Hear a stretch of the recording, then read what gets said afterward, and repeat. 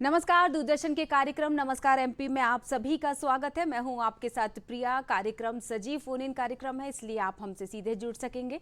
तो सबसे पहले तो आज 3 तारीख है और आपको ढेर सारी शुभकामनाएं। नया साल शुरू हो चुका है और बहुत सारे लोगों ने हर साल की तरह संकल्प भी ले लिया होगा।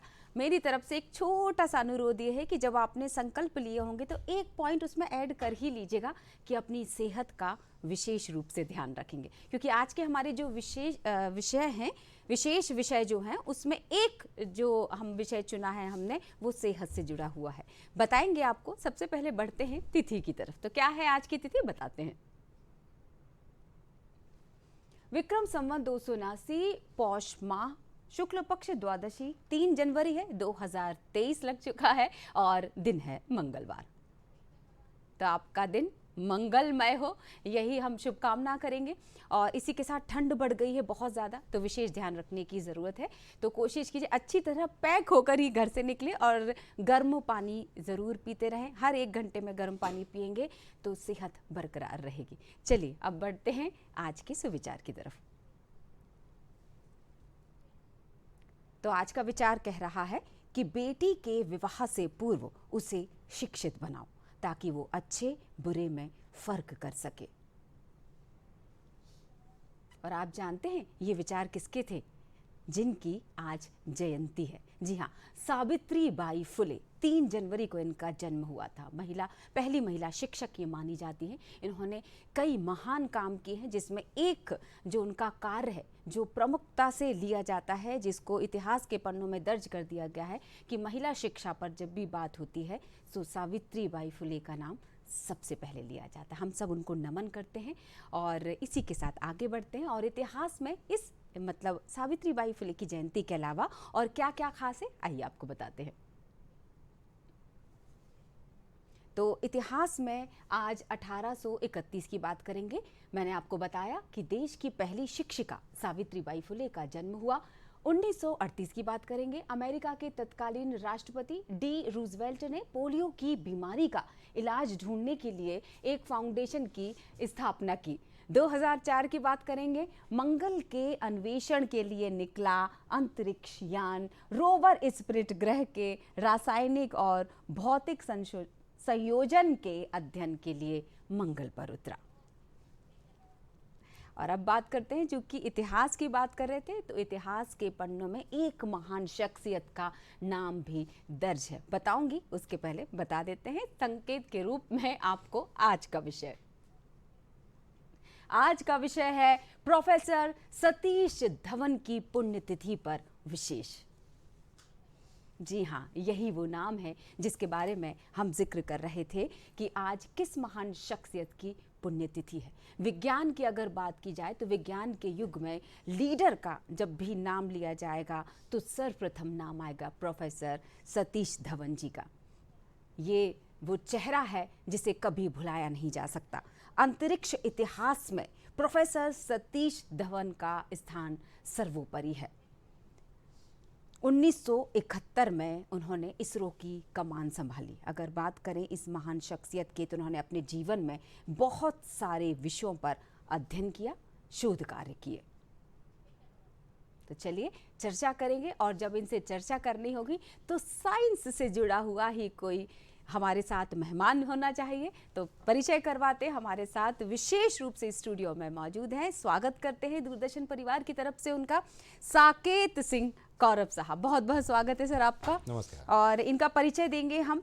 ये प्रोजेक्ट कोऑर्डिनेटर हैं रीजनल साइंस सेंटर भोपाल में। तो जो लोग भोपाल में बसे हुए हैं सर, या भोपाल के बाहर भी जिन्होंने रीजनल साइंस सेंटर का नाम सुना है, सबसे पहले तो ये अनुरोध हम करना चाहेंगे कि जो अभी तक रीजनल साइंस सेंटर नहीं गए हैं वो समय निकालें और नए साल के संकल्पों में ये भी शामिल कर लें कि आपको रीजनल साइंस सेंटर जाना ही है। सर स्वागत है आपका। और चूंकि आज हम बात करने वाले हैं प्रोफेसर सतीश धवन के बारे में, तो मैं चाहूँगी हमारे दर्शकों को आप बताइए कि किस तरह से उन्होंने अपने सफ़र की शुरुआत की, विज्ञान के क्षेत्र से जुड़ गए, विज्ञान के युग में एक नए अध्याय जोड़े उन्होंने। जी बिल्कुल, बहुत बहुत धन्यवाद। और हर बार की तरह दूरदर्शन हमेशा हमारे जो जनमानस है, हमारी जो ऑडियंस है, उसके बीच में हर विषय पर लोगों के बीच में एक अपनी आतुरता के साथ नए विषय रखता है। और आज जब महान शख्सियत प्रोफेसर सतीश धवन की बात है और आपने जो जिम्मेदारी भरा जो काम हमें दिया है आपसे चर्चा करने के लिए, क्या मैं एक छोटी सी जिम्मेदारी मैं भी निभा सकती हूँ आपकी बिल्कुल। चर्चा में?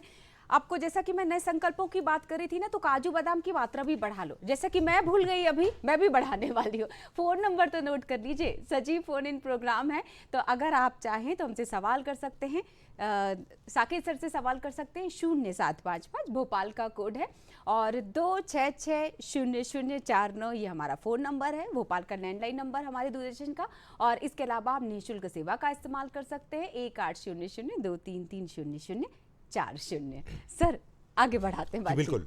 तो मैं आंचलिक विज्ञान केंद्र भोपाल, जो कि हमारी राष्ट्रीय विज्ञान संग्रहालय परिषद का एक अभिन्न अंग है, उन सब की तरफ से, हमारी टीम की तरफ से, आपके पूरे दूरदर्शन परिवार और जो आज इस कार्यक्रम को जुड़े हैं सबको नव वर्ष की हार्दिक शुभकामनाएं देते हैं।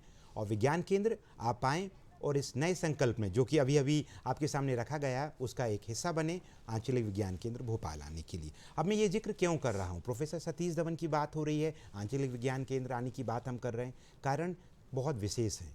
क्योंकि प्रोफेसर धवन के बारे में जब अगर आप पढ़ेंगे, उन्हें एक महान शख्सियत के साथ साथ एक ऐसे व्यक्तित्व के रूप में अगर हम पढ़ते हैं, उन्हें जानने का प्रयास करते हैं, तो हमें बहुत कुछ सीखने मिलता है। उन्होंने अंतरिक्ष कार्यक्रम को एक नई दिशा दी, उसको एक दशा भी दी और साथ ही साथ में उसको एक उस स्तर पे पहुंचाया कि अंतर्राष्ट्रीय स्तर पे इसरो एक अपना एक अमिट छाप छोड़ता हुआ चला ही जा रहा है। परंतु उसके पहले वो व्यक्ति विशेष कैसे थे, उन्होंने अपने परिवार में अपने बच्चों को अपब्रिंगिंग कैसे दी, उनका जो कल्चरल एक कनेक्ट था अपनी समाज के साथ, अपनी सोच के लिए और अपनी एक विज्ञान की धारा में समझ को बढ़ावा देने के लिए, वो भी ऐसे पहलू हैं जिन्हें हमें आज जरूर चर्चा का विषय बनाना चाहिए। बिल्कुल सही बात है। अब चूंकि चर्चा के विषय की आप बात ही कर रहे हैं, दर्शक भी ज़रूर जानना चाहेंगे, क्योंकि हमारी जो नई पीढ़ी और आने वाली कई पीढ़ियों को जिनका योगदान रहा है, अगर मैं विज्ञान की बात कर रहे हैं, चूंकि इस वक्त हम प्रोफेसर साहब की बात कर रहे हैं, सतीश धवन साहब की बात कर रहे हैं, तो उनके व्यक्तित्व पर चर्चा किए बिना मुझे लगता है कि बातचीत हमारी कहीं ना कहीं अधूरी भी रह जाएगी। और व्यक्तित्व का बड़ा असर होता है सर, आप हर क्षेत्र में। तो अगर हम उनके व्यक्तित्व की बात करना चाहें, क्योंकि APJ अब्दुल कलाम साहब जिससे प्रेरित थे, जिससे प्रभावित थे, वो उस शख्सियत में कुछ तो बात होगी। जी बिल्कुल, आपने बहुत ज़बरदस्त बात छेड़ी। और जो भी अभी इस छवि को आपके इस स्क्रीन पे देख रहे हैं, ये वो नेचुरल स्माइल है कि डॉक्टर कलाम जैसे यंग साइंटिस्ट, महान हमारे भारत के सबसे सम्मानीय महान वैज्ञानिकों के साथ साथ हमारे राष्ट्र के राष्ट्रपति सुशोभित हुए हैं माननीय डॉक्टर कलाम सर। तो उन्होंने as a student of science, और जब वो जिम्मेदारी संभाल रहे थे SLV प्रोजेक्ट की, जो कि भारत का पहला रॉकेट है इसरो का, उस प्रोजेक्ट के बारे में उन्होंने कई बार जिक्र किया है और उन्होंने वो घटना का जिक्र किया, हम आगे चर्चा जरूर करेंगे। और हम ये कहना चाहेंगे कि प्रोफेसर सतीश धवन के बारे में हम सबको पढ़ना चाहिए, समझना चाहिए कि एक ऐसी शख्सियत जो विक्रम साराभाई के बाद इसरो को एक नई दिशा जिसने दी है, जो कि स्पेस के जनक कहे जाने वाले हमारे डॉक्टर विक्रम साराभाई, उसके बाद इसरो के दूसरे बहुत कम समय के लिए जो चेयरमैन थे MGK मेनन साहब थे, उसके बाद तीसरे चेयरमैन रहे हैं। परंतु उसके पहले वो एक बहुत ज़बरदस्त एक एक्सपेरिमेंटल साइंटिस्ट भी रहे हैं, इंजीनियर थे बाय प्रोफेशन, वो एरोनॉटिकल इंजीनियरिंग में, और उन्हें भारतीय विज्ञान संस्थान में अपने वैज्ञानिक जो लक्ष्य का अपने वैज्ञानिक कार्य की शुरुआत की थी पढ़ाई लिखाई खत्म करने के बाद। और जैसा कि आप जानना चाहते हैं कि मैं भी जानना चाहती हूँ, हमारे कॉलर भी जानना चाहते हैं सर। हमारे साथ जुड़ चुके हैं डॉक्टर प्रदीप साहू भोपाल से, और जान लेते हैं कि वो क्या आपसे पूछना चाहते हैं। बहुत बहुत स्वागत है डॉक्टर प्रदीप जी। जी मैडम, सबसे पहले तो जी आप सभी को नव वर्ष की हार्दिक शुभकामनाएं। आपको भी। जी, मेरा प्रश्न कौरव जी से है। कौरव जी, आप रीजनल साइंस सेंटर के कोऑर्डिनेटर हैं। मुझे ये बताइए कि वर्तमान में जो ग्लोबल वार्मिंग हो रहा है, क्लाइमेट चेंज हो रहा है, जो भविष्य के खतरे की ओर इशारा करता है, या किसी भी तरह की महामारी आती है, तो आम जनमानस में इसके प्रति चेतना और अवेयरनेस क्रिएट करने के लिए रीजनल साइंस सेंटर क्या प्रयास कर रहा है? क्योंकि रीजनल साइंस सेंटर के बारे में अधिकतर साइंस के स्टूडेंट्स तो जानते हैं, लेकिन आम जनमानस को उतनी अवेयरनेस नहीं है। यदि अवेयरनेस क्रिएट करेंगे आप, तो ये जो ग्लोबल वार्मिंग वगैरह जो हमारा भी व्यक्ति विशेष का भी वो बनता है कि इसके प्रति प्रयास करें। जी डॉक्टर प्रदीप, जागरूकता पैदा होगी। जी बिल्कुल, बहुत बहुत शुक्रिया। जी जी बिल्कुल, बहुत बहुत शुक्रिया। मुझे ऐसा लगता है कि ये जो सवाल इन्होंने किया है, ये सवाल बहुत पहले प्रोफेसर सतीश धवन के दिमाग में भी गूंजा होगा सर। ये शुरुआत मुझे ऐसा लगता है कि बहुत पहले उन्होंने इन चीज़ों के जो माइनस पॉइंट्स होंगे उसको भी ध्यान में रखा होगा कि आने वाले समय में शायद ग्लोबल वार्मिंग बढ़ जाए और इस तरह की तैयारी की ज़रूरत हो सकती है। जी बिल्कुल। और जो अभी हमारे कॉलर्स जुड़े थे साहू हाँ। जी, उन्होंने बहुत महत्वपूर्ण प्रश्न पूछा है और वो दायित्व हम सबका है कि उसके प्रति हमारी सोसाइटी में एक अवेयरनेस क्रिएट करने के लिए विज्ञान केंद्र का भी जो लक्ष्य है, हमारे यहाँ एक ऊर्जा पे गैलरी है जो कि ऊर्जा पे बात करती है। और हम बहुत जल्दी ही जो क्लाइमेट चेंज से जुड़े हुए जो प्रयास हैं उनके ऊपर भी हम एक कुछ छोटे छोटे कार्यक्रम करने का हमारा प्लानिंग है, जिसमें हम स्कूल के विद्यार्थियों के साथ साथ हम जनमानस में भी ये सोच विकसित हो कि जो आप जो काम कर रहे हैं, एक समय था पृथ्वी पे जब इंसान के कार्य हमारी पूरी की पूरी पृथ्वी को प्रभावित नहीं करते थे। उस एरा तक तो हमने समझा कि हम जो भी कर रहे हैं प्रकृति उसको आगे चल के स्वयं ठीक कर लेती होगी, परंतु जब टेक्नोलॉजी की युग में हमने कुछ चीज़ों को गंभीरता से लेना होगा, क्योंकि हमारी पृथ्वी का जो वायुमंडल है, जो क्लाइमेट में जो परिवर्तन आ रहा है, उसके कारण तापमान में जो परिवर्तन आ रहा है, जिसकी जिक्र भी बहुत अंतर्राष्ट्रीय स्तर पर और राष्ट्रीय स्तर पर भारत में भी इस पर बहुत ज़बरदस्त सहयोग से के साथ काम चल रहा है कि क्लाइमेट चेंज जो हो रहा है अब तो वो साक्ष्य हैं उसके, आप झुठला नहीं सकते।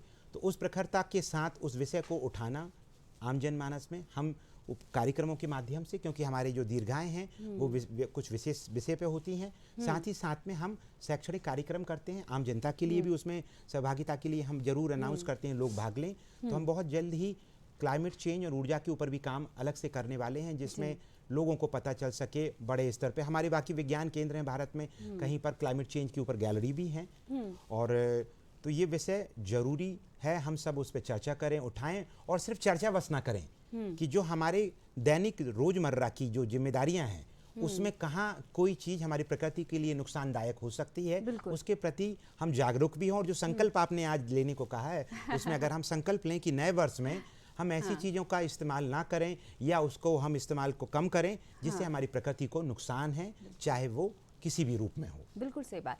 अब चूंकि इनिशिएटिव की बात चल रही थी सर, पहल की बात चल रही थी, तो बिल्कुल कुछ पहल ऐसी हुई हैं जिनका विशेष रूप से स्थान रहा है। तो अगर मैं इनिशिएटिव्स की बात करूं, प्रोफेसर सतीश धवन के द्वारा की गई जो पहल थी, तो उनमें सबसे पहले जिक्र किस बात का किया जाएगा? जी हाँ, ये जो अंतरिक्ष की दुनिया से जुड़े हम सब विद्यार्थियों के रूप में अगर उन्हें देखें तो लोग मानते हैं कि वो इसरो में उनके आने के बाद इसरो का एक जो नया एस्टैब्लिश्ड हुई इसरो एक संस्था के रूप में उसने प्रचार प्रसार के साथ वो फैली, और एक उसने जो एक नया स्तर हासिल किया, वो काबिल तारीफ हमारे भारत के लिए ही नहीं बल्कि पूरे विश्व के लिए रहा। क्योंकि डॉक्टर साराभाई का जो विज़न था, जिन्होंने इसरो की स्थापना के लिए कुछ भी कसर नहीं छोड़ी, उनकी जो टीम निर्माण किया, उस टीम को एक नई दिशा दी, एक ऐसे महान शख्सियत के साथ साथ एक ऐसे व्यक्तित्व वाले लीडर के रूप में जिन्होंने अपनी टीम पे भरोसा किया, टीम को खड़ा किया और टीम को वो छूट दी कि आज पूरी दुनिया इसरो को एक ऐसा अंतरिक्ष संस्थान के बारे में जानती है जो चुनौतियां लेकर नए नए अभियानों को, नए नए चुनौतीपूर्ण कार्यों को करता है। परंतु इसके साथ साथ बहुतायत में हम उनके अंदर के छिपे हुए शिक्षक को शायद उतने उनसे अनभिज्ञता हो जाती है। हम नहीं जानते हैं अधिकतर रूप से कि उनका जो शुरुआती वैज्ञानिक कैरियर है वो भारतीय विज्ञान संस्थान बेंगलोर से शुरू हुआ। और जब उनकी पढ़ाई लिखाई खत्म हुई कैलटेक से, वो जब इंडिया आए वापस कैलिफोर्निया इंस्टीट्यूट ऑफ टेक्नोलॉजी से, जो अमेरिका में एक जाना माना प्रसिद्ध वैज्ञानिक संस्थान है, जब वो भारत आए तो उन्होंने इंडियन इंस्टीट्यूट ऑफ साइंस में एक साइंटिफिक ऑफिसर के रूप में अपने वैज्ञानिक कार्य को शुरू किया। बाद में वो उस संस्थान में विज्ञान में उन्होंने खासकर उनकी जो फ्लूइड डायनेमिक्स पे उनका काम रहा। मैं आपकी ऑडियंस को इतना कॉम्प्लिकेटेड बातें नहीं करूंगा कि मतलब कैसे कोई तरल चीज़ें फ्लो होती हैं, उसके साथ उसकी जो फिजिक्स है, उसकी जो साइंस है, इंजीनियरिंग है, क्योंकि उनको फ्लाइंग में भी बड़ा इंटरेस्ट था, उस पर भी उन्होंने कार्य किया। और बाद में वो संस्थान के डायरेक्टर भी बने, निदेशक बने इंडियन इंस्टीट्यूट ऑफ साइंस के। साथ ही साथ में जब ऐसी चुनौतीपूर्ण परिस्थितियां निर्मित हुई तो उन्होंने अंतरिक्ष कार्यक्रम की कमाल संभाली। और कमान क्या संभाली, ऐसी संभाली कि फिर पूरी दुनिया जानती है कि वो 82-84 तक उन्होंने उसको एक ऐसा संस्थान निर्मित करके खड़ा कर दिया टीम के साथ कि फिर इसरो ने वहाँ से एक नए पंख और नई उड़ान के साथ, जिसका जिक्र हमारे भूतपूर्व भारतीय राष्ट्रपति सर डॉक्टर कलाम सर जिक्र करते हैं कि इस SLV मिशन 1979 में 1979 में जब फेल हुआ तो फेल होने के बाद पूरी अंतर्राष्ट्रीय रूप से जब प्रेस वहाँ इकट्ठी थी कि भारत का पहला स्वदेशी निर्मित रॉकेट जो कि सैटेलाइट लॉन्च व्हीकल जिसे कहते हैं, वो भारत एक विकासशील राष्ट्र है और वो फेल हुआ तो इसको कैसे लेगा पूरा दुनिया। तो उस बार उन्होंने एक जबरदस्त सफल लीडर का एक उदाहरण देते हुए वो पूरे का पूरी जिम्मेदारी as a chairman of ISRO उन्होंने स्वयं अपने कंधों पर ली और कहा जो चीज़ें हमसे गलत हुई हैं, अगर हम फेल हुए हैं, हम दोबारा, उन्होंने अपनी टीम में भरोसा जताया कि हम बाउंस बैक करेंगे। मैं उन अभिप्राय आपको बताऊंगा जी। और उस रूप से हम दोबारा आएंगे और हम सफल होंगे, बिल्कुल, ये आत्मविश्वास के साथ। तो वो पूरी टीम के लिए कितना बड़ा प्रेरणा बना कि 1980 में जी पहला अभियान भारत का सक्सेसफुल हुआ। और आप जानते हैं जब सक्सेसफुल हुआ तो आमतौर पर आप सब क्या सोच रहे होंगे कि प्रेस कॉन्फ्रेंस किसने संबोधित की होगी। इसरो चेयरमैन ने नहीं की, उन्होंने डॉक्टर कलाम से कहा कि आप जाएं और पूरी मीडिया से मुखातिब हों और उन्हें बताएं कि हमने इस मिशन के बारे में कैसे सफलता हासिल की है। तो ये एक जबरदस्त लीडर का एग्जाम्पल है, कैसे हमारे भारतीय वैज्ञानिक समाज का विकास हुआ, उसमें उनके उस पड़ाव को, उस अभिन्न अंग योगदान को कोई नहीं भूल सकता। और इसरो के अलावा भी उन्होंने बहुत कार्य किए हैं। इसरो, चूंकि इसरो का जिक्र चल ही रहा है तो हाल ही में जो श्रीहरिकोटा का जिक्र करना चाहूंगी, जो कि सतीश धवन अंतरिक्ष केंद्र के नाम से जाना जाएगा। श्रीहरिकोटा के इसरो स्पेस सेंटर को उन्हें समर्पित किया गया है। सर, इसके बारे में भी जरूर हम दर्शकों को बताएं। अब अगर बात कहेंगे तो गेटवे टू द स्पेस, यानी भारत का अगर कैसा दरवाजा है जो अंतरिक्ष में खुलता है, तो वो है हमारा श्रीहरिकोटा। अब उनके सर के देहावसान के बाद भारत सरकार ने इसरो के सहयोग से उनका नामकरण किया उस यूनिट का, जो कि हम सबके लिए प्रेरणा है। और आज तो वो संस्थान का जो लॉन्चिंग पैड जिसे हम कहेंगे, हमारी अंतरिक्ष की उड़ान को एक मुहिम मुकाम देने के लिए उस गेट का, यानी space Satish Dhawan space centre का नाम लिए बिना आम विद्यार्थियों के लिए भी वो खुला हुआ है। आपको पता होगा इसरो ने बड़े लेवल पे अब वहाँ पे एक गैलरी बनाई है जिसको आप देख सकते हैं, और साथ में वहाँ लॉन्च देखने के लिए भी रजिस्ट्रेशन करके वहाँ बैठ के लोग दूर जाके लॉन्च देखने की सुविधाएं हैं वहाँ पर। बिल्कुल। और मैं एक बार फिर से बता देती हूँ दर्शकों को, फ़ोन नंबर आपके पास नोट नहीं है तो जो अभी जुड़े हैं दर्शक, 0755266004 हमारा फ़ोन नंबर नोट कर लीजिए, फ़ोन लगाइए भी, और 1800233004 निःशुल्क सेवा का भी इस्तेमाल कीजिए।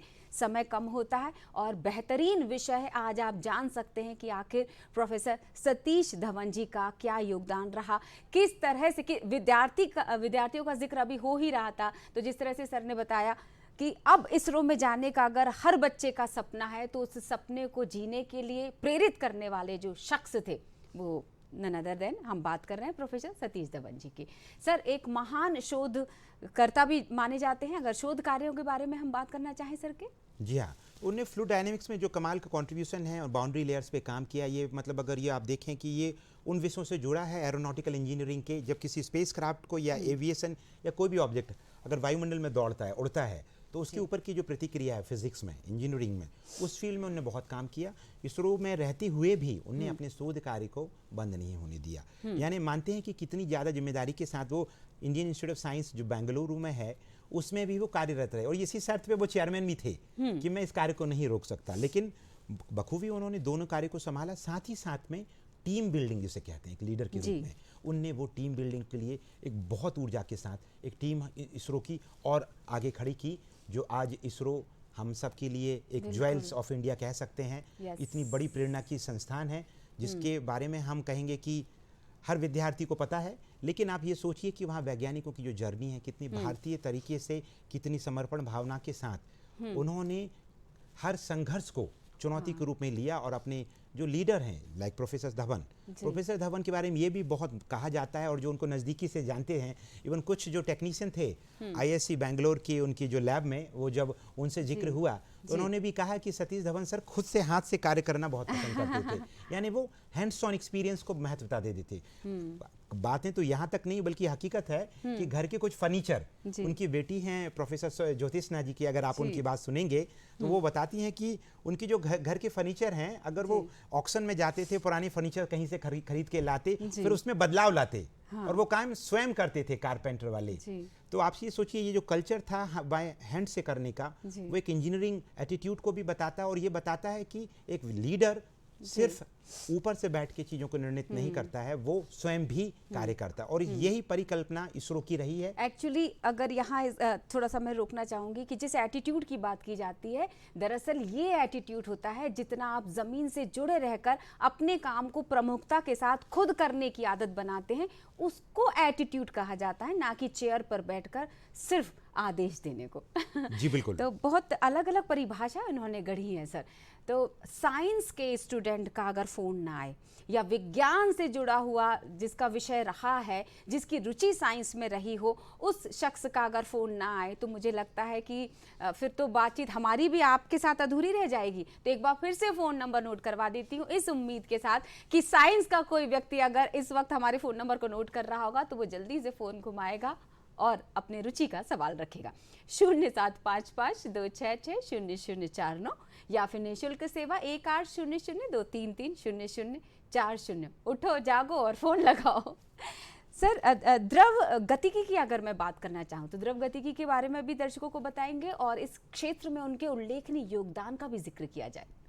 जी हाँ, और उनका जो बाउंड्री कंडीशंस पे बहुत ज़्यादा काम रहा है उनकी। अगर आप रिसर्च को, शोध को देखेंगे कि फ्लूइड डायनेमिक्स का हेल्प से, अगर ये श्रेय उनको जाता है इंडियन इंस्टीट्यूट ऑफ साइंस में, एक जो विंड टनल है, स्टार्टिंग विंड टनल को उन्होंने स्थापित किया था उनकी टीम के साथ, वो एक्सपेरिमेंट्स करने के लिए।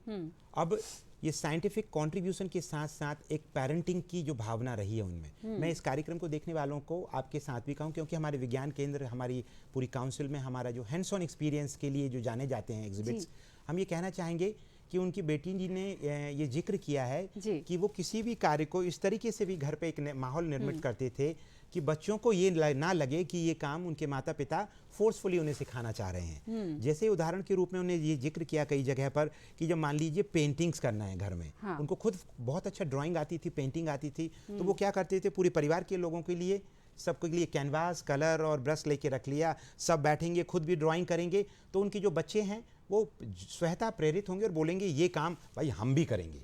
और धीरे धीरे उनको खुद के पेंटिंग, खुद की ड्राइंग्स, यानी आपकी खुद की रचना को विकास के लिए उनने वो पथ दिया। अब देखिए, एक लीडर संस्थान को आगे ले जा रहा है, अपनी टीम बिल्डिंग कर रहा है, अपने परिवार में अपने बड़े होते हुए बच्चों को एक ऐसा प्रत्यक्ष या अप्रत्यक्ष माहौल दे रहा है कि उनके अंदर एक सोच का विकास हो कि किस तरीके से हम स्वयं बिल्कुल एक रचनात्मक क्षेत्र में आगे बढ़ें। और वो बहुत जरूरी है आज के इस युग में, जब आने वाले समय में नॉलेज इकोनॉमी में पूरी दुनिया जाने जा रही है, जहां हमारा जो अंडरस्टैंडिंग है जितना प्रैक्टिकल होगा, जितना हमारा साइंटिफिक होगा, हम उतने ही हमारे समाज को बेहतर अंतरिक्षी दुनिया हो या कोई भी क्षेत्र विज्ञान का, उसमें सहयोग दे पाएंगे। उनके उस वैज्ञानिक कंट्रीब्यूशन को पूरी दुनिया नहीं भूल सकती। साथ ही साथ में उनका लीडरशिप, और फिर उन्होंने एक जिम्मेदारी वाला काम भी किया। इंडियन एकेडमी ऑफ साइंसेज के भी वो लगभग 2 वर्ष प्रेसिडेंट रहे। बिल्कुल बिल्कुल। जो कि हमारी जो अकेडमीज़ हैं भारत में, इंसा है, इंडियन एकेडमी ऑफ साइंसेज है, और जो भी इंजीनियरिंग की विधाएं हैं, तो ये जो भारतीय वैज्ञानिकों के समुदाय का जो समाज है, जिसमें उसको एक नई दिशा देने के लिए ऐसी संस्थान है, उसमें भी उनने उसका उल्लेखनीय योगदान दिया। वैज्ञानिक चेतना को बढ़ाने के लिए भी उन्होंने अपना योगदान दिया है। तो प्रोफेसर सतीश धवन को इस छोटे से कार्यक्रम में समेटना सूर्य को दिया दिखाने जैसा है। बिल्कुल सही। लेकिन ये बात है कि आप विज्ञान केंद्र आएँ, उनके बारे में पढ़ें, जानें, और उनको एक ऐसा शख्सियत लें कि वो हमारे लिए प्रेरणा का है। अगर वो कर सकते हैं तो क्या हम नहीं कर सकते? इस लक्ष्य के साथ हमें आगे बढ़ना है। बिल्कुल। और अगर मैं प्रोफेसर साकेत सिंह कौरव जी की बात करना चाहूँ कि साकेत जी उनकी किस बात से प्रभावित थे, तो क्या कहेंगे सर आप? टीम बिल्डिंग कि एक लीडर किस तरीके से अपनी टीम में भरोसा रखता है और कैसे टीम को खड़ा करने के लिए कुछ कसर नहीं छोड़ता, और सबसे बड़ी बात खुद से करना का जो लक्ष्य है, उनका जो दृष्टिकोण था, जो उनका व्यवहार था, वो प्रेरणास्पद है। अगर आप मुझसे पूछेंगे कि आप क्या सबसे ज़्यादा, तो खुद से कार्य करना, टीम के साथ मिलकर, और चीज़ें सीखना, बिल्कुल अंतिम समय तक सीखना, ये बहुत ज़रूरी है। जी बिल्कुल। बहुत कम समय है, कुछ महत्वपूर्ण सवाल और कर लेती हूँ आपके साथ। चूँकि मैं प्रभाव की बात कर रही थी, हर इंसान, मतलब आपने चूंकि उनको पढ़ा है, ये नहीं कह सकती कि आपने काम किया होगा, लेकिन ये ज़रूर कह सकती हूँ कि आपने जब उनको पढ़ा होगा तो उन्हें जिया भी होगा। तो कुछ चीज़ें ऐसी भी आपको सुनने को और देखने को, पढ़ने को मिली होगी उनके बारे में, जो लगा होगा कि कभी वो डगमगाए होंगे, लेकिन वो रुके नहीं, निरंतर चलते रहे, और उनको जो विश्वास था अपने ऊपर कि मैं इस काम को कर कर ही दिखाऊंगा, शायद यही चीज़ प्रभावित करती रही होगी उनके अपने टीम मेंबर्स के लिए। तो क्या ऐसी बातें थी वो खास बातें जो मतलब लगता है कि माइनस को प्लस बना देते थे वो? हाँ, देखिए, हर लीडर को भी चुनौतियों का संघर्ष करना पड़ता है। स्वतः उनके साथ जो सबसे करीबी काम किए हैं या जो उनके विद्यार्थी रहे हैं, वो इस बात को बहुत बेहतर समझा सकेंगे। जैसे प्रोफेसर नरसिम्हा जी थे, रोद्धम नरसिम्हा, वो उनको बहुत करीबी से उनका वैज्ञानिक दृष्टिकोण पे उन्होंने चर्चा की है।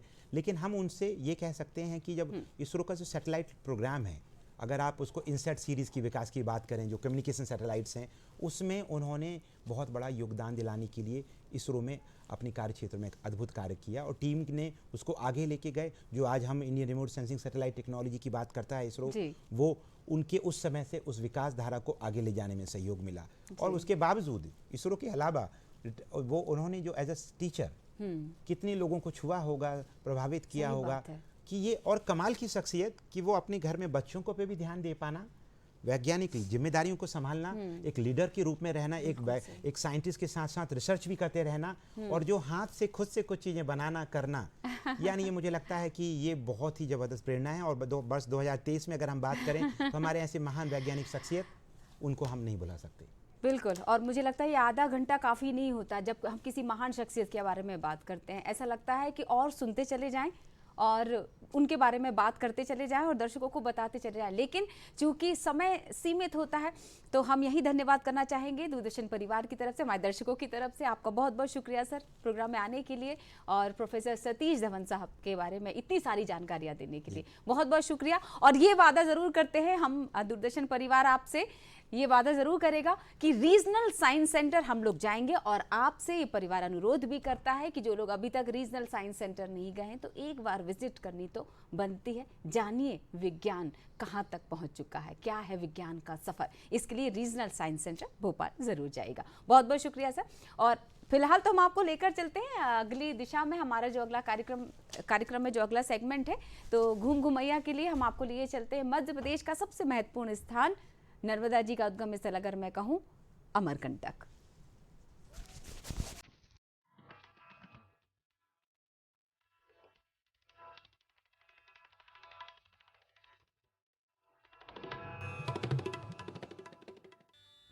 प्रकृति की अनुपम देन अमरकंटक, जहां इसके आसपास हरियाली और सुंदर पहाड़ों के दर्शन होते हैं, वहीं प्राकृतिक सौंदर्य का एहसास भी होता है। ये क्षेत्र धार्मिक महत्व से भी बहुत मान्यता रखता है। भारत की 7 पवित्रतम नदियों में से एक पुण्यदायिनी नर्मदा नदी का प्रादुर्भाव भी अमरकंटक से ही हुआ है। पवित्रतम नदियों में पुण्य नर्मदा भारत की दूसरी सबसे लंबी नदी है और समस्त भारत में पूजनीय है।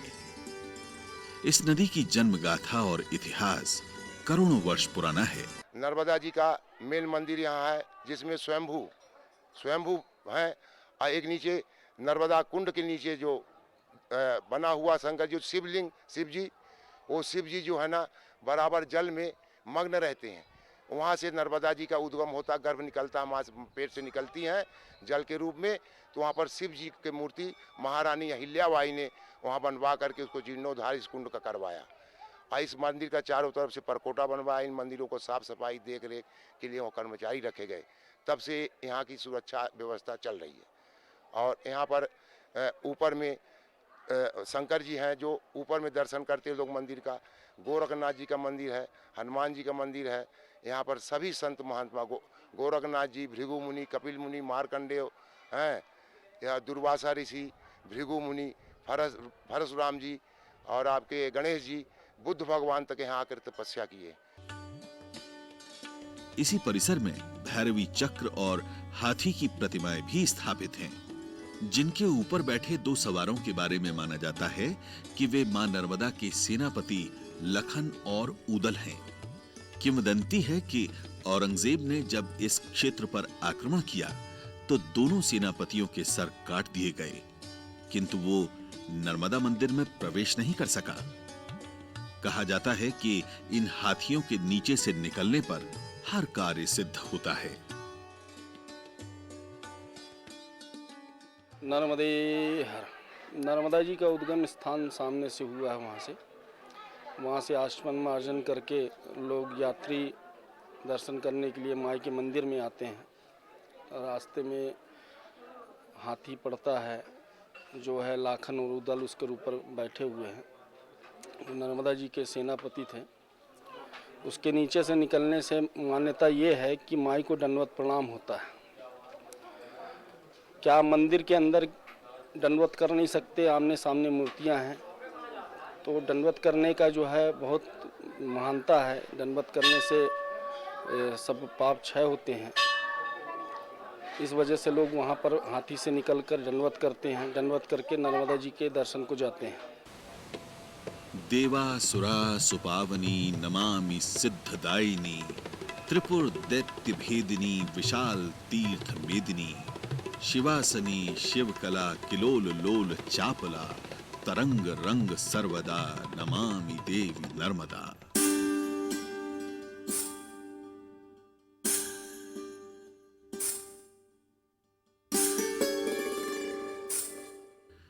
नर्मदा कुंड के समीप ही निर्मित नर्मदा मंदिर का निर्माण कलचुरी स्थापत्य कला का नमूना है, जिसका निर्माण कलचुरी शासक राजा कर्णदेव ने करवाया था।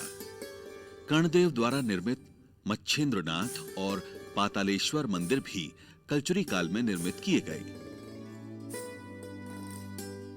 कालांतर में जगत गुरु शंकराचार्य यहाँ पर उपस्थित हुए और वे यहाँ आकर के नर्मदा के तट का आश्रय ग्रहण करते हुए नर्मदा की स्तुति की। नर्मदा स्तोत्र में नर्मदाष्टकम छंद की रचना की और उन्होंने यहाँ पर आकर के 5 मंदिरों का निर्माण कराया और अन्य मंदिरों का यहाँ पर जो 18 मंदिर अन्य विशेष विराजित है।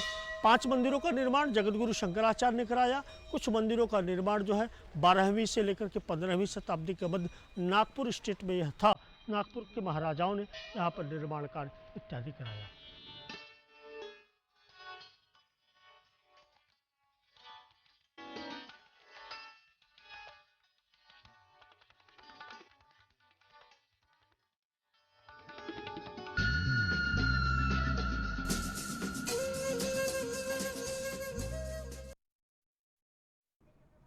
तो आपको समझ में आ गया कौन कौन सी विशेषता है अमरकंटक की तरफ, क्योंकि अब जब नया साल शुरू हुआ ना तो सभी ने अपनी लिस्ट में घूमने का प्लान भी बना लिया होगा, लेकिन सेहत का ध्यान भी रखना है, क्योंकि कहीं ना कहीं ये सुगबुगाहट भी आ रही है कि संक्रमण एक बार फिर से फैलना शुरू हो चुका है।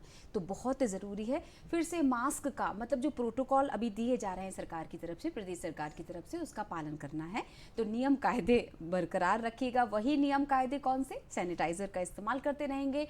अगर भीड़ भाड़ वाले इलाके में हम जाते हैं तो मास्क लगाना है। अगर नहीं लगा पा रहे हैं तो कम से कम रखिए ज़रूर, जहां ज़रूरत लगे वहां मास्क को लगाना है।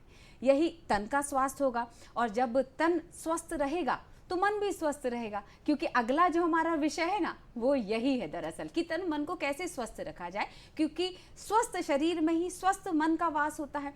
तो किस तरह से एक स्वस्थ शरीर में स्वस्थ मन का वास हो सकता है, यानी तन और मन का स्वास्थ्य किस पर निर्भर करता है? हम पर निर्भर करता है। और हम किस तरह से तन और मन को स्वस्थ रख सकते हैं, ये तमाम जानकारियां देने के लिए आज हमने विशेष रूप से आमंत्रित किया है, जिनको अगली हमारी अतिथि जो है इस विषय से जुड़ी हुई, चलिए चर्चा करते हैं उनसे। स्वागत करते हैं दूरदर्शन परिवार की तरफ से हम कुलसुम जी का, जो जानी मानी शहर की मनोविशेषज्ञ हैं। बहुत बहुत स्वागत है मैम आपका। शुक्रिया, थैंक यू। ये ज़रूर जानना चाहेंगे, क्योंकि ये सफ़र कोई नया तो नहीं है, आपने काफ़ी काम किया है जैसा कि हमें पता चला, और दर्शकों को भी हम बताएं और दर्शक उससे जुड़े सवाल कर सकें। इसके लिए मैं पहले एक बार उनको फ़ोन नंबर नोट करवा देती हूँ। 0755-266-0049, 1800-233-0040, ये हमारा टोल फ्री नंबर है। अब सवाल रख सकते हैं आप इस विषय से जुड़े हुए। अगर आपको लग रहा है कि मैं अपने मन को कैसे एकाग्र कर सकता हूँ या कर सकती हूँ, या आपको लगता है कि किस तरह से हम सुबह उठने की आदत बनाए, या किस तरह से बॉडी क्लॉक अपना उस हिसाब से सेट कर ले कि अपने आप नींद खुले और आधे घंटे के लिए हम अपने तन और मन के स्वास्थ्य पर काम कर सकें, तमाम तरह के सवाल हो सकते हैं। देखिए मैंने भी बैठे बैठे इतने सारे सवाल बना लिए। मैम स्वागत है आपका, बहुत बहुत शुक्रिया। और जिस तरह से हम अभी बात कर ही रहे थे, दर्शकों को मैंने बताया है कि अगर उनके कोई सवाल हो तो मेरा एक सवाल ज़रूर है कि हम चाहते तो हैं कि सुबह जल्दी उठें, ठंड का समय चल रहा है और सबसे ज़्यादा अगर आलस आता है तो ठंड में आता है सुबह उठने में, लेकिन अगर सबसे अच्छा समय होता है सेहत बनाने का तो वो भी ठंड ही होती है। एब्सोल्युटली। ठंड का समय सबसे बेस्ट टाइम होता है हमारे बॉडी को हीट अप रखना, वार्म अप रखना, क्योंकि इस वक्त हम जितना एक्सरसाइज करेंगे या हम जो भी कार्य करेंगे उससे हमारी बॉडी के अंदर एक ऊर्जा पैदा होती है। इसको हम अगर साइकोलॉजी में कहें, अगर आप कभी भी किसी भी वक्त ठंड के वक्त अगर आप एक्सरसाइज करेंगे तो हमारी बॉडी में एक बहुत ही प्यारा सा हार्मोन रिलीज होता है जिसको हम डोपामाइन कहते हैं, जो हमें खुश रखने के लिए भी बेहद ज़रूरी है। और जिस तरह का माहौल है अभी, कोरोना से हमने कॉम्बैट किया है और अभी भी काफ़ी सारी अटकलें हैं कि कोरोना फिर से आ चुका है, तो इसके लिए भी मुझे ऐसा लगता है कि अगर जो लोग इससे लड़ना चाहते हैं उनके लिए सबसे अच्छा उपाय है कि फ़िटनेस की तरफ रुख करें, क्योंकि फिटनेस जब आप अपनी बॉडी को हेल्दी रखते हैं तो उसके साथ साथ बहुत सारे उसके एडवांटेज होते हैं। वन ऑफ द एडवांटेज, अगर मैं उंगलियों पे गिनाऊं आपको, तो एक, अगर आप स्वस्थ रहते हैं तो कंसंट्रेशन बेटर होता है, आपका इम्यूनिटी सिस्टम इंटैक्ट रहता है, आपके मसल्स और बोन स्ट्रेंथ्स बनी रहती है, और आपका माइंड सबसे ज़्यादा प्योर और क्लीन होने लगता है। क्योंकि जब इंसान किसी वॉक पे या जॉग पे या जिम में या कहीं पर भी जाके एक हल्का फुल्का सा वर्कआउट करता है तो वो अपने यानी कि मेरे साथ वक्त, मी टाइम बहुत इम्पॉर्टेंट होता है। और यही वो वक्त है जब हम कितनी चीज़ें खुद के बारे में इंट्रोस्पेक्ट कर सकते हैं, रेट्रोस्पेक्ट कर सकते हैं और सोच सकते हैं। बिल्कुल, ये एक बड़ी प्रॉब्लम है। जो आपने मीन टाइम की बात किया, मी टाइम की जो आप बात कर रही थी, सबसे इम्पॉर्टेंट है कि ये सोचना छोड़ दीजिए कि तुम मेरे साथ जाओगी तो मैं वॉक करने जाऊंगी, या आज आप मेरे साथ नहीं गए थे इसलिए मैं वॉक करने नहीं जा पाई।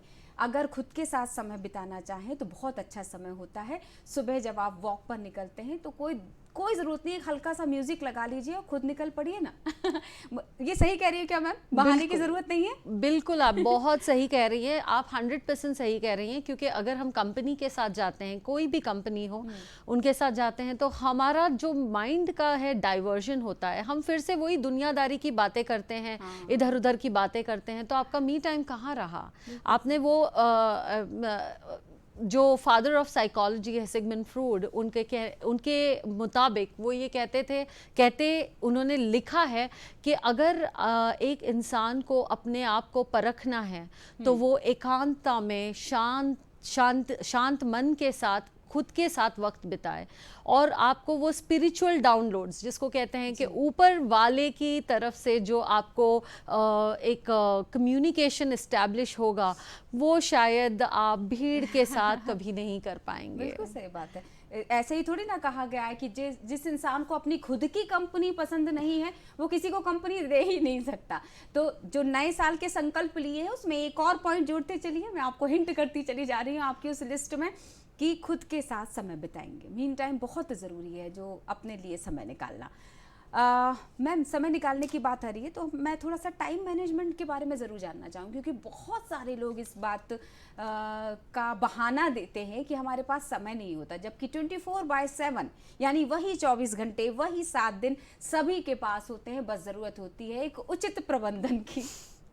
बिल्कुल, आप किसको देख के अपना टाइम मैनेजमेंट सीखते हैं? जैसे मैंने अपना टाइम मैनेजमेंट सीखा है लता जी, सचिन तेंदुलकर जैसे बड़े बड़े लेजेंड्स से, क्योंकि इनके पास भी वही 24 घंटे थे जो हमारे पास है, लेकिन इन्होंने अपने 24 घंटों में ऐसा क्या डिफरेंट किया जो हम नहीं कर पाते हैं। हम अपने ऑप्टिमम पोटेंशियल तक क्यों नहीं पहुंच पाते हैं? क्योंकि हमारा टाइम ऑर्गेनाइजेशन स्किल जो है वो बहुत पुअर है। और इसी की वजह से अगर आप अपने आप को किसी भी बड़े लेजेंड्स के साथ कंपेयर करें तो उनके पास भी उतना ही समय है जितना समय आपके पास है, उनके पास भी वही रिसोर्सेज है जो आपके पास है, मगर वो इस राह पर किस तरह से अचीवमेंट्स लेते गए। यानी कि अगर हम छोटे क्योंकि मैंने स्टूडेंट्स के साथ काफ़ी साल काम किया है, तो मैं अपने स्टूडेंट्स को ये एनालॉजी दिया करती थी, एक एनालॉजी से उनको समझाया करती थी कि बेटा बताओ, आपके पास 24 घंटे हैं तो क्या अमिताभ बच्चन के पास 48 घंटे थे? बिल्कुल। सोचने वाली बात है ना मैम। एक बहुत अच्छी चीज़, चूंकि आपने बताया कि आप किसको फॉलो करती या किससे प्रभावित थी, मैं अपने बारे में भी बता देती हूँ, आप भी सोचिएगा आप किससे प्रभावित हैं। कि एक वो जो लाइन है ना कि जलो मत बराबरी करो, इसको पॉजिटिव वे में लेकर चलो। कैसे कि अगर माधुरी दीक्षित 52 में या 53 में इतनी यंग दिख सकती हैं, तो हम अभी से प्रयास कर लेते हैं युवा दिखने के लिए। तो जब बराबरी ऐसे लोगों से करना शुरू करेंगे तो अपने ऊपर काम करना भी शुरू कर देंगे। क्या कहती हैं मैम? बिल्कुल, मैं आपसे बिल्कुल सहमत हूँ इस चीज़ के लिए, क्योंकि लोग कहते हैं कि हमारे पास बहाने बहुत है। अनफॉर्चुनेटली हम बहानों का बवंडर है, हमें हर चीज़ के लिए बहाना चाहिए, और सबसे ज़्यादा बहाने हम इसलिए करते हैं क्योंकि हम एस्केपिस्ट हैं। हमें भागना है, सच्चाई को फेस नहीं करना है। हम अपने एफर्ट्स की तरफ कम और दूसरों के अचीवमेंट्स की तरफ ज़्यादा फोकस करते हैं, और शायद यही एक वजह है कि जिसकी वजह से हम काफ़ी पिछड़ जाते हैं। मुझे ऐसा लगता है कि अगर हम दूसरों की अचीवमेंट्स पे ध्यान देते हैं तो उनकी जर्नी पे भी हमें ध्यान देना चाहिए, क्योंकि वो कुछ तो ऐसा करते हैं जो हम नहीं करते हैं। और I think one of the reason is वही उनको जो कहते हैं ना, ऑर्डिनरी से एक्स्ट्रा ऑर्डिनरी का जो सफ़र है वो एक एक्स्ट्रा लगाना है। तो क्या एक्स्ट्रा आप अपनी ज़िंदगी में करते हैं, वो मायने ज़रूर रखता है। बिल्कुल। तो ये अखंड सत्य है कि अपने ऊपर काम करने के लिए बहानों को दरकिनार करना पड़ेगा। इस शब्द से बहुत खूबसूरत बात याद आ गई कि हमारे साथ एक कॉलर जुड़ चुके हैं। दरअसल उनका नाम ही ये है, अखंड प्रताप सिंह सतना से हमारे साथ जुड़े हो। बहुत बहुत स्वागत है अखंड जी आपका। जी मैम नमस्ते। मेरे को थोड़ा सा सबसे पहले तो नया वर्ष की बहुत बहुत शुभकामनाएं आपको भी बहुत सारी शुभकामनाएं। परिवार को भी नया वर्ष खूब सारी खुशियां समृद्धि लेकर के आए। जी मैम, ये जानना था, मेरा बालक 10वीं क्लास में पढ़ता है जी, तो कोरोना के कारण जो है 2 साल डिस्टर्बेंस रहा स्कूलों का, और सब रहता बिल्कुल स्वस्थ है, लेकिन कंसंट्रेशन नहीं कर पाता। वो 1 घंटे मुश्किल से नहीं बैठ पाता कि मतलब पढ़ाई कंसंट्रेशन करके पढ़ सके। तो ऐसा क्या करना चाहिए उसके साथ? जी बिल्कुल। कंसंट्रेशन के लिए क्या किया जाए, ये मुझे लगता है बहुत सारे पेरेंट्स की प्रॉब्लम होगी, या ये कहना चाहिए कि उनकी एक इच्छा है कि बच्चे कंसंट्रेट कर सके। इसके लिए आप प्लीज़ सुझाव दीजिए। जी मैम, बहुत ही सिंपल सा सुझाव है। आपने नाम कहा अखंड जी, राइट जी। सो अखंड जी, मैं आपसे ये कहूँगी कि अगर आप चाहते हैं कि आपके बच्चे का कंसंट्रेशन इम्प्रूव हो, तो आपको अपने बच्चे के साथ कुछ समय के लिए मेडिटेशन करना पड़ेगा। यानी कि कुछ समय एकांत जगह पे जाके, और ये एक फैमिली प्रैक्टिस होनी चाहिए, क्योंकि वो बच्चा है, वो आपसे आपके बोलने से नहीं सीखेगा, मगर वो आपको कॉपी करके सीखेगा। बच्चे कॉपी करने के लिए जाने जाते हैं। उनको आप कुछ कहिए, वो मानना एकदम से मानते नहीं है अपने बड़ों की बात, लेकिन वो कॉपी ज़रूर करेंगे। तो सबसे सिंपल तरीका है कि हम बिना कोई शब्द किए ये कहें कि भाई मुझे भी अपने काम के लिए कंसंट्रेशन खाली बच्चे के लिए ही नहीं, हम बड़ों के लिए भी बहुत बहुत ज़रूरी है। तो क्योंकि जैसे जैसे हम अपने एज में प्रोग्रेस करेंगे, हमारे जो सिनेप्सिस है, प्रूनिंग एक प्रोसेस होता है ब्रेन का, जिसमें सिनेप्सिस जो हैं वो प्रून होते हैं, वो छूटते जाते हैं। अब उसको इंटैक्ट रखने के लिए, कंसंट्रेशन के लिए हमें भी बहुत ज़रूरी है कि हम ये प्रैक्टिस करें। तो शुरुआत में सिर्फ केवल 2 मिनट 3 मिनट शांत मन से जाके एक कोने में बैठें, उस बच्चे के साथ कंफर्टेबल पोजीशन में, चाहे वो आप टेबल पे हो या चाहे आप नीचे फर्श पे बैठे हैं, और उसको कहें आंख बंद करके सिर्फ अपनी सांस पे ध्यान दे। Breathe in and breathe out, सांस ले और सांस छोड़े, और धीरे धीरे ये प्रैक्टिस को आप बढ़ाइए, और बच्चे से और आप खुद भी ये चीज़ को करिए कि आपका फोकस उस वक्त अपने लंग्स पे होना चाहिए, एक्सपेंशन और कॉन्ट्रैक्शन। जैसे जैसे आप ये करेंगे, एक अच्छी सी बड़ी अच्छी फीलिंग आएगी आपको, और आपके मसल्स रिलैक्स होने लगेंगे। जैसे आपके मसल्स रिलैक्स होने लगे, आप एक कमांड दीजिए अपने आप को कि आई एम कम्प्लीटली, मतलब मैं कम्प्लीटली रिलैक्सेशन मोड में हूँ। और मैं, आप जो एफर्मेशंस चाहें, जो आप चाहें अपने बच्चे के लिए या खुद के लिए आप एफर्मेशंस बोलें कि जैसे मैं स्वस्थ हूँ, मैं बीमारी मुक्त हूँ, मैं बहुत ही टैलेंटेड हूँ, और इसी तरह आप वो बच्चे को सिखाइए। बिल्कुल सही। और ये 5 मिनट से आप इसको ले जाते हुए 15 मिनट तक करिए। अगर बच्चे को पढ़ाई के वक्त कंसंट्रेशन में प्रॉब्लम होती है तो ये प्रैक्टिस उसके बिल्कुल बुक खोलने के पहले होगी। यानी कि अगर 3 बजे उसका स्टडी टाइम है तो 2:45 बजे आप उसे कहिए कि आपको रिलैक्सेशन, इसका एक वर्ड है रिलैक्सेशन टेक्निक, और आपको यूट्यूब पे भी इस पर बहुत सारा इंफॉर्मेशन वैसे ही मिल जाएगा। हाँ बिल्कुल, सोशल मीडिया का इस्तेमाल कीजिए। जब इतना आप मोबाइल चलाते हैं तो कुछ ऐसी चीज़ें काम की भी देखना शुरू कर दीजिए, क्या पता आपके ये काम की चीज़ें आपके बहुत काम आए। एक और बहुत सारी चूंकि इंटरनेशनल माइंड बॉडी डे है, जी हाँ 3 तारीख जो है आज के, मैंने आपको बताया इतिहास में कई मायनों में खास है, तो आज की अगर हम बात करें international mind body wellness day. अपने दिमाग को स्वस्थ रखिए, शरीर को स्वस्थ रखिए। स्वस्थ शरीर में स्वस्थ मस्तिष्क का वास होता है, ये हिंदीकरण कर दिया मैंने इसका। और 0755 इसीलिए क्योंकि बहुत खूबसूरत बातचीत हमारी चल रही है, मैम बहुत अच्छी जानकारी दे रही हैं। उम्मे गुलसुम मैम हमारे साथ जुड़ी हुई हैं, तो आप अगर कोई सवाल रखना चाहें तो बिल्कुल 0755 266 0049 1800 233 0040।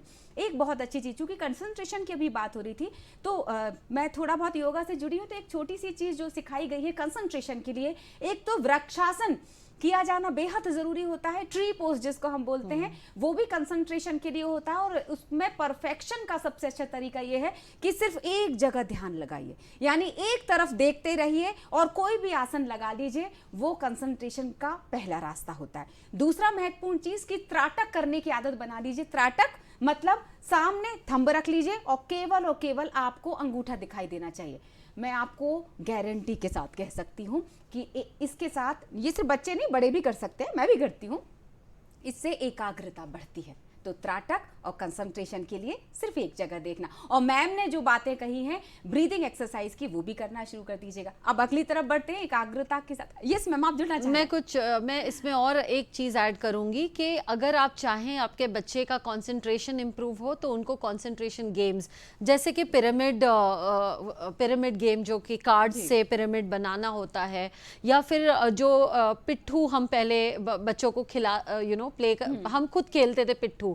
सो ऐसे छोटी छोटी चीज़ें जो हमारे ऑलरेडी हमारे कल्चर से जुड़ी हुई हैं, ये भी कंसंट्रेशन को इम्प्रूव करती है। जी बिल्कुल सही बात है। अगर दिमाग के स्वास्थ्य की हम बात करना चाहें, शरीर के लिए तो फिर भी जिम में पहुंच सकते हैं, योगशाला में पहुंच सकते हैं, लेकिन दिमाग को स्वस्थ रखने के लिए, मतलब कि आप उस आधे घंटे में जिम में तो हैं या योगशाला में तो, या किसी भी फिजिकल एक्टिविटी से तो जुड़े हुए हैं, लेकिन दिमाग आपका घर में है कि घर में जाकर ये तैयारी करनी है, या बच्चे का आज टेस्ट है तो उसकी तैयारी करनी। मैं फीमेल के पॉइंट ऑफ व्यू से सवाल विशेष रूप से रखना चाहूँगी, तो कितना ज़रूरी होता है इस बात पर ध्यान लगाना कि जिस जगह पर आप हैं सिर्फ और सिर्फ आपका दिमाग उसी जगह पर लगा रहे। अगर आप फिजिकल एक्टिविटी कर रहे हैं या आप किसी तरह की एक्सरसाइज कर रहे हैं तो दिमाग उस काउंटिंग में लगा रहे, ना कि घर में जाकर क्या करना है आगे की तैयारियों में। जी, जो मैंने अपने करियर में एक्सपीरियंस करा है मैं आपको वो बताऊंगी कि जैसे ही मैं एज अ टीचर जब मैं स्कूल में प्रवेश करती थी तो मेरे साथ बहुत सारी दूसरी प्रॉब्लम्स एसोसिएटेड जो अपने घर की रोज़मर्रा की ज़िंदगी की होती है वो एसोसिएट करती थी। मगर जब इसको मैंने ध्यान से अध्ययन करके मैंने ये सोचा कि नहीं, इस तरह से तो मैं ना अपने घर के साथ ना अपने वर्क लाइफ बैलेंस जो है वो नहीं बना पा रही हूँ। तो इस वजह से मैंने एक चीज़ करना शुरू करा और वो है एफर्मेशंस। यानी कि जैसे मैं जिस जगह गई वहाँ पर मैंने उसी जगह को अपने आप को उसमें एब्जॉर्ब करने के लिए अपने मन को, अपने माइंड को ये कहा कि मैं कंप्लीटली यहाँ हूँ, presence of mind and body के साथ। यानी ये बहुत ज़रूरी है कि कई बार हम बोलते नहीं हैं और माइंड को मेरी लैंग्वेज में मैं बोलती हूँ कि हमारा जो माइंड है जो मन है वो तो हमारा मोबाइल टावर की तरह काम करता है, वो रेडिएशंस एमिट कर रहा है, वो सिग्नल्स पकड़ रहा है, तो हमें सिर्फ उसे एक कमांड देने की ज़रूरत है। तो मैं ये करती हूँ कि मैं सिर्फ एक कमांड देती हूँ कि मैं इस वक्त यहाँ अपने मन से और अपने शरीर से मौजूद हूँ और इसको मैं 100% ऑप्टिमम तरीके से यूज़ करूँगी। तो बस केवल इतना कहना होता है और बाकी की चीज़ें डिटैच हो जाती हैं। तो मैं ये कहूँगी कि मेरी फ्रेंड्स, मेरी बहनों को कि अगर आप भी इसमें हैं कि एक वक्त पे आप मल्टीपल थॉट्स के अंदर लिप्त हो रहे हो, तो इम्पॉर्टेंट ये है कि आप उससे डिटैच होने के लिए कुछ कॉन्शियस स्टेटमेंट्स अपने आप को कहें, जैसे कि मैं इस वक्त 100% यहाँ मौजूद हूँ और मैं जो करूँगी वो 100% ऑप्टिमम कॉन्शियस अवेयरनेस के साथ करूँगी। ये जो वर्ड है ना, कॉन्शियस अवेयरनेस, ये हमारी वोकैब्युलरी से, हमारी डिक्शनरी से पिछड़ता जा रहा है। अवेयरनेस होना बहुत बहुत ज़रूरी है। मतलब ऐसा ना हो कि बॉडी इज प्रेजेंट और mind is absent. Correct ma'am, मैं बिल्कुल। एक और चीज जो होती है कि मुझे ऐसा लगता है मैम, आप जरूर इस बात को आगे बढ़ा दीजिएगा और जानकारी दे दीजिएगा कि वर्स्ट पोजीशन पर जाकर सोचो कि ज्यादा से ज्यादा क्या हो सकता है। कोई आपकी जान नहीं ले सकता। सपोज कि इस वक्त आपको वहां होना चाहिए था, लेकिन अगर हम इस वक्त यहाँ हैं तो क्या किया जाना चाहिए। तो वर्स्ट पोजीशन पर जाकर सोचने वाली जो क्रिया है, ये धीरे धीरे आएगी, लेकिन वहां पर जाकर सुकून मिल जाता है कि ज्यादा से ज्यादा क्या होगा। मैम, मैं ये इस बात को से सहमत रखती हूँ कि कई बार हम, क्योंकि देखिए एक चीज़ से दूसरा इंटरलिंक्ड है, जैसे हमने कहा बॉडी और माइंड, ये एक दूसरे में इंटरलिंक्ड है। अगर मन स्वस्थ है तो शरीर स्वस्थ रहेगा, शरीर स्वस्थ है तो मन के विचार हम स्वस्थ कर सकते हैं। ठीक एग्जैक्टली उसी तरह ये कॉन्टेक्स्ट में मैं कहूँगी कि जब हमारी बहनें, जो लोग एक पर्टिकुलर जगह पर है, तो वो क्यों नहीं उसको 100% यूज़ कर सकते हैं, क्योंकि वो ऑर्गेनाइज्ड नहीं है। जितना आप ऑर्गेनाइज रहेंगे, टाइम मैनेजमेंट का इम्प्लीमेंट करेंगे, तो ये नौबत ही नहीं आएगी कि मैं वहाँ होती या मैंने ये मिस कर दिया। तो सबसे इम्पॉर्टेंट उसका जो कहते हैं ना कि उसका बेस है टाइम मैनेजमेंट। और मान लीजिए कि अगर आप फॉर सम रीज़न, अगर आप धीरे धीरे, कोई भी इम्प्रूवमेंट ओवर द नाइट नहीं आता है, जैसे कि हमारा 31 होता है तो बहुत सारे लोग रेजोल्यूशंस लेते हैं कि 1 तारीख से तो हम जिम जाएंगे और 10 किलो वजन घटाएंगे। ऐसा नहीं पॉसिबल है। फिर वो डिजास्टर है, आपको फिर आप डिजेक्टेड फील करोगे, आप इनकेपेबल फील करोगे। तो करना क्या है, आपको सिर्फ छोटे छोटे गोल सेट करने हैं कि मैं 1 किलो का टारगेट रखती हूँ, 1 महीने में कोशिश करूँगी। इस तरह से धीरे धीरे यही ठीक फॉर्मूला अप्लाई करना है टाइम मैनेजमेंट पे। जब आपने टाइम मैनेजमेंट में सिर्फ 2 चीज़ें जो आप बिल्कुल टाइम से करोगे, चाहे वो व्यायाम हो, चाहे वो आपके डेली चोर्स हो, चाहे वो आपके ऑफिस पे पहुंचना हो, तो धीरे धीरे ऐसे इम्प्रूवमेंट आएगा और आप उस स्टेट पे ही नहीं जाओगे जहां आप परेशान रहो। बिल्कुल, हमारा टाइम मैनेजमेंट भी ये कह रहा है कि हमारे पास बहुत कम समय बचा है। और लास्ट में कुछ सेकंड में अगर संक्षिप्त में आपसे पूछूं कि नए साल पे क्या सुझाव आपका हो सकता है हमारे दर्शकों के लिए, ग्रामीण और शहरी क्षेत्र दोनों को ध्यान में रखते हुए। जी, मैं तो इस बात को कहूँगी कि हमारा मन जितना स्वस्थ रहेगा, जितने थॉट्स हमारे क्लीन रहेंगे, तो हमारी बॉडी वैसे ही बहुत ऊर्जा वाली होगी, एक ऑरा क्रिएट करेगी, राइट। तो इसीलिए अपनी बॉडी को ग्रांटेड मत लीजिए, इसे अब्यूज़ मत करिए। यानी कि हम क्या करते हैं कि हम बॉडी को सोचते हैं कि ठीक है, ये ऊपर वाले की देन है, उसने हमें क्लीन दुनिया में लाया है, लेकिन हम इसे दूषित करते हैं हमारे खान पान से, हमारे थॉट्स से। और थॉट्स को प्योर रखने के लिए कुछ अच्छी किताबें आपको पढ़नी चाहिए, मैं सजेस्ट करूंगी, क्योंकि उससे थॉट्स बड़े ही पावरफुल होते हैं। और किताबें बहुत अच्छी दोस्त होती हैं। और क्योंकि दोस्तों का जिक्र हुआ है तो सबसे पहले तो मैं आपको धन्यवाद करना चाहूँगी हमारे दूरदर्शन परिवार की तरफ से, हमारे दर्शकों की तरफ से। उम्मे कुलसुम मैम हमारे साथ जुड़ी हुई थी, जानी मानी विशेषज्ञ, तो बहुत बहुत शुक्रिया। और जाने से पहले बस कम शब्दों में इस बात को आप ध्यान में रख लीजिए कि दुनिया का सबसे बड़ा रोग की क्या कहेंगे लोग, लोगों को छोड़िए, अपने आप से दोस्ती कीजिए, और दोस्ती हमसे भी कीजिए, हमारे परिवार से भी, क्योंकि हम जल्दी ही फिर से आएंगे नए विषय विशेषज्ञ के साथ। तब तक के लिए देखते रहिए, बने रहिए दूरदर्शन के साथ। नमस्कार। एमपी में फिलहाल इतना ही। नमस्ते।